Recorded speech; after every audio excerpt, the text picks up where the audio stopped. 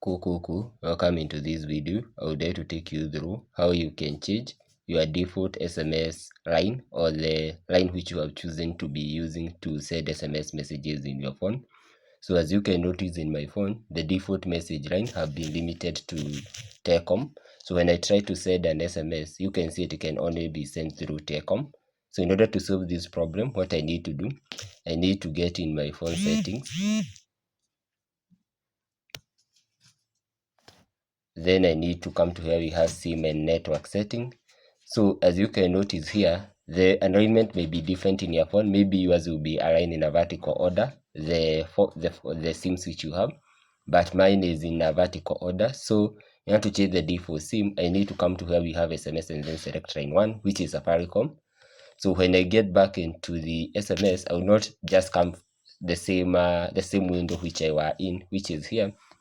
You can try and somehow log out and then go back to my contact in order for to give time for this change to take place, or rather restart your phone for the change to be implemented faster. So I need to come here and search my contact, which is here. Let me show you. My contact is here. Then I can send an SMS again. I can say hello.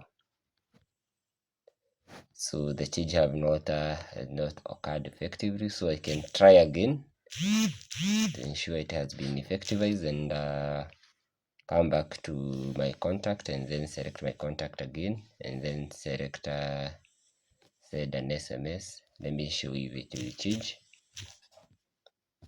As you can see, the change have been implemented, and now we are using line 2 to send SMS in our SMS. Rather than Telcom, now we are using Safaricom, and this is how you change the default line which you use to send SMS in your Android device. So technically, thank you for watching. Please don't forget to give the video a thumbs up and also to hit the subscribe button so that you never miss out any of our future rolling content like this. Thank you and God bless you.